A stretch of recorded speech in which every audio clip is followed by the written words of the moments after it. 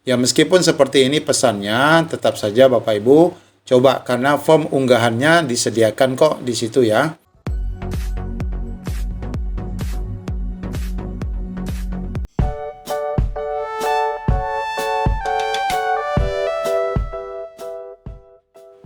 Video berikut ini diperuntukkan bagi Bapak Ibu yang mendapatkan notifikasi tidak memenuhi syarat di laman SSSN terkait kelulusan administrasi. Aturan BKN terhadap cara menyanggah dan 7 ketentuan ini pastikan Bapak Ibu pahami. Dan bagaimana kalimat-kalimat yang dapat Bapak Ibu gunakan? Ayo simak video ini sampai selesai.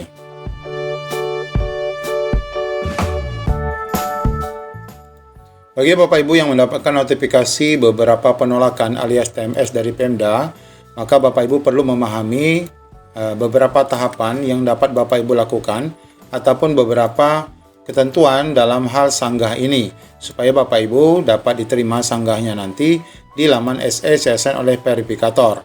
Nah, Bapak Ibu simak video ini untuk dapat memahami cara ataupun ketentuan sanggah yang ditetapkan oleh BKN.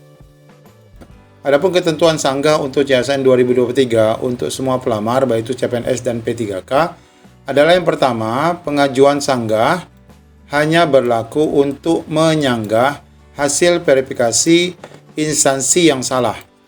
Nah, ini jelas Bapak Ibu, maksudnya memang notifikasi TMS itu dapat Bapak Ibu sanggah jika memang ternyata kesalahan itu adalah kesalahan instansi. Contoh seperti yang saya sampaikan tadi di video lainnya berkaitan dengan Pemda menyalahkan rekan-rekan mengupload pengalaman kerja saja, harusnya SK, padahal itu BKN memang memberikan kelonggaran untuk mengupload salah satu. Nah, itu contoh kesalahan dari Pemda. Nah, yang seperti itulah yang dimaksud di sini yang dapat dilakukan sanggah. Namun Bapak Ibu, coba sajalah ya, mudah-mudahan Bapak Ibu, semoga Bapak Ibu tetap diterima juga sanggah, namanya juga usaha. Tapi poin penting dan ketentuan yang digariskan di sini adalah memang itu merupakan kesalahan verifikator ya ataupun kesalahan panitia. Kedua, pengajuan sanggah bukan untuk memperbaiki kesalahan yang dilakukan pelamar. Nah, inilah Bapak Ibu terjebaknya di sini. Otomatis kalau Bapak Ibu menyanggah biasanya memang akan memperbaiki berkas. Namun di sini ketentuan sanggahnya malah bukan untuk memperbaiki bekas kesalahan. Ya meskipun seperti ini pesannya, tetap saja Bapak Ibu coba karena form unggahannya disediakan kok di situ ya. Kemudian yang ketiga, pelamar hanya bisa menyanggah sebanyak 1 kali. Nah, ini ketentuannya bagi Bapak Ibu yang terdapat lebih dari 1 kesalahan, Bapak Ibu upload ataupun perbaiki ataupun sanggah berkas itu sekaligus ya terhadap 2 kesalahan itu. Jadi jangan satu-satu karena tidak boleh 2 kali. Kemudian ketentuan keempat, pelamar wajib mengajukan sanggahan atas semua dokumen persyaratan yang tidak valid. Nah, ini tadi ya, kalau 2, kalau 3. Sebab apabila satu persyaratan saja tidak valid, maka pelamar tersebut akan tetap dinyatakan TMS. Nah, oleh karena itu tadi sebagaimana kita sebutkan, kalau salah 2 ya langsung 2. Karena juga tidak mungkin salah satu saja diajukan, pasti tetap TMS. Di samping itu juga pengajuannya hanya 1 kali. Kemudian ketentuan kelima, alasan sanggah yang pelamar isi harus benar, realistis, tidak mengada-ngada, dan berdasarkan dokumen yang sudah diunggah sebelumnya. Nah, jadi ini intinya memang meminta kita membela diri ya terkait berkas yang memang kita ajukan itu adalah sudah benar begitu Bapak Ibu. Terlepas daripada itu ya kita tetap ajukan juga lah bagaimanapun. Nah, mudah-mudahan juga diterima ya. Kemudian apabila isi sanggahan yang dibuat pelamar tidak sesuai dengan dokumen, maka pelamar bersedia menanggung akibat hukuman yang ditimbulkannya. Ini artinya kalau Bapak Ibu melengkapi ataupun menambah ataupun menguatkan dokumen sebelumnya, ini merupakan suatu dokumen bohong ataupun dokumen yang tidak benar, maka berhak ataupun dapat dikenai hukuman.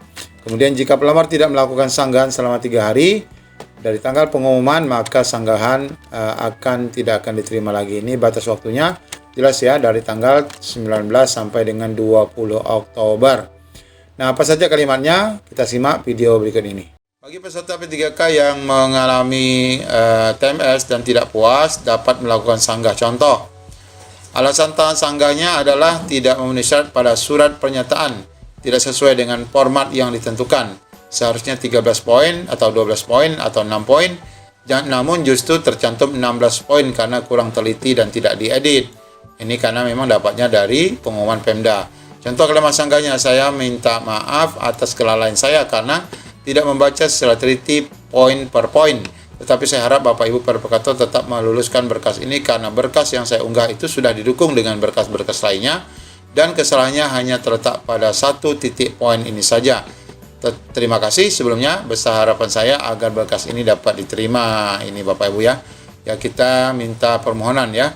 Kemudian jika memang alasannya tidak mengunggah surat pernyataan, maka bahasa yang dapat Bapak Ibu gunakan, terima kasih Ibu Bapak Ibu Verifikator yang telah memverifikasi berkas saya. Maaf sebelumnya, kemarin ketika saya mengunggah file, saya tidak menemukan kolom untuk mengunggah surat pernyataan. Dan ketika saya membaca surat pengumuman resmi penerimaan CPNS di instansi itu, saya tidak membaca adanya perintah untuk mengunggah surat pernyataan. Terima kasih. Saya mohon kiranya dapat diterima. Kemudian yang ketiga, alasan surat lamaran dan surat pernyataan buram dan tidak terbaca. Meskipun kemarin ya sudah ada informasi Bapak Ibu akan mendapatkan notifikasi bahwa berkas Bapak Ibu itu yang tidak jelas harus diupload ulang, namun jika nanti akhirnya TMS disebabkan karena buram atau tidak jelas, Bapak Ibu bisa jugalah mencoba menyanggah dengan kalimat, terima kasih tim verifikator, mohon maaf sebelumnya kemarin setelah saya unggah dokumen saya dan saya cek kembali berkas saya sudah sesuai dengan versi yang diminta yaitu PDF dengan kapasitas yang telah sesuai dengan ketentuan. Kemudian saya cek ulang dokumen tersebut yang telah saya unggah dan hasilnya sudah sangat jelas terlihat tanpa buram.